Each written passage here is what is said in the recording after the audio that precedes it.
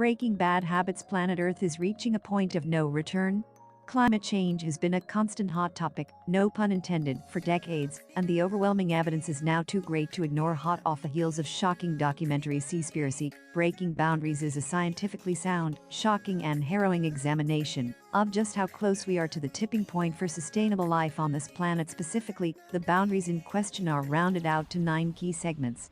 These include biodiversity, aerosols and, of course, climate change itself. Together they make up a shield of sorts, stopping humanity from staring extinction in the face.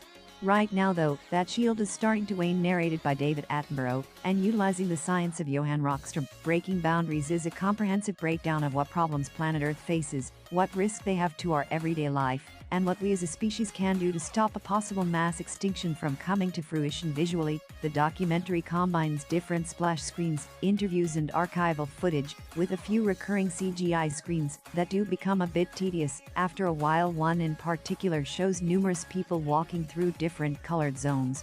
While this works to begin with, it's repeated for each of the 9 segments, and as you can imagine, it does become a bit visually stale after a while.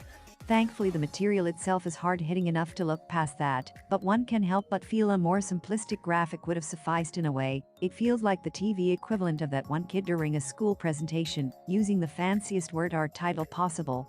Sure, it looks nice, but the real crux of the issue here is the data, and thankfully Breaking Boundaries delivers. At least for the most part. Where it's less successful, however, is the stretch this documentary makes to correlate our changing climate to COVID-19. There's no evidence to suggest this is the case, beyond the obvious juxtaposition about being ill-prepared for a globally crippling incident. The other problem here is one that's never, ever addressed in these documentary films, and really ought to be. Just eat healthy food, Johan tells us, and yes, it is that simple. Eating healthy food should be a given for everyone. The trouble is, it's not. In this capitalistic world we live in, that's made unnecessarily challenging for those on the poverty line. And I've been there myself, that horrible dread-inducing existence where every day is a new wave of stress and anxiety, as you're forced to spend every penny wisely. The meticulous shopping list cannot be deviated from, and every penny is crucial to make sure you have enough for 7 meals when 12 donuts are cheaper than 4 apples, processed chicken nuggets cost a fraction of fresh garlic, marinated chicken breasts, and salads are more expensive than processed sandwiches. Then it's unsurprising that so many people adopt the food habits they do. The other annoying omission comes from a distinct lack of finger-pointing at the companies responsible for the largest carbon footprints on the planet. This is probably a big point of contention, given consumer trends drive the market. Example? If less people ate chicken, then less chickens would need to be killed and sold, ergo production slows. But again, it comes down to money. While you can poke holes in the claim that 100 companies are responsible for 70% of all greenhouse gases, it's far harder to argue against the influence money has on said consumer trends. At the end of the day, governments hold the key to putting plans in place that will push consumers to make the right choices.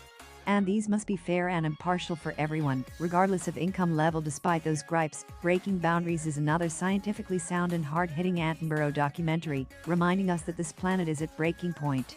While it would have been nice to see more discourse leveled at those at the top, there's enough here to make this essential viewing nonetheless. In the end, as the final credits roll, we're left with one damning question: will we be able to reverse the damage done before it's